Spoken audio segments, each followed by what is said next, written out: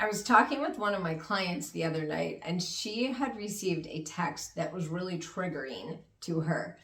And it reminded me of what I do when I receive something like that. So I have a person in my life who isn't going anywhere that sometimes sends me texts that have the ability to trigger me. And it used to make me really upset when I would receive one of these texts. And I used to, while I was upset, respond to the person, which was really more of a reaction than a response. So I would give a reactionary emotional response, which usually escalated the situation. Over the years, I learned that that person doesn't have any power over me and that I don't even have to respond right away.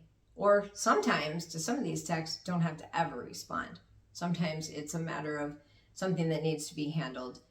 So I do have to respond. What I do is if I receive a triggering text, I just set my text, not my phone, I'm still using my phone, but I set that text aside for 24 hours, calm down, and then I can respond with a really clear mind. Still, I even usually then text myself the response that I'm going to text to this person so I can read it and modify it, which sometimes has to happen. And then sometimes I'll even wait like a few hours after I've done that to reread it and be like, all right, is this going to escalate things? Is this going to cause a problem? What's going to happen as a result of this? And then I will send the text. Now, some text you can just not even respond to.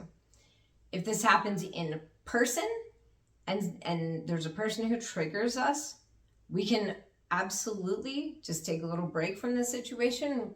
We can take a few deep breaths before we respond, or we can even say, let me think about that and get back to you, or something similar, to just get ourselves out of the situation so we can calm down and respond to the person rather than reacting emotionally, because those emotional reactions do not help in any way, shape, or form.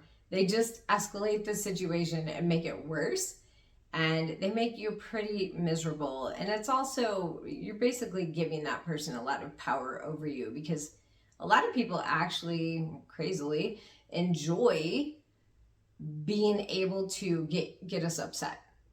So we don't want to give that person that power and that ability to get us upset. So when you're dealing with a person who's triggering, remember, you have the power to choose to just stay calm, take some deep breaths, do what you need to do to calm yourself down, and then respond in a manner that is helpful or productive, or not going to escalate things. If you have to respond at all. Sometimes you don't have to respond. If you're talking to a person, you probably have to respond in some way. So remember, we always have a choice. So be sure to exercise that regularly.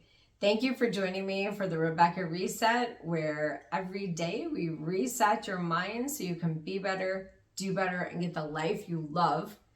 And if you're finding these videos helpful, please hit like and follow or subscribe to help me spread the word. Thank you again, and make it a great day.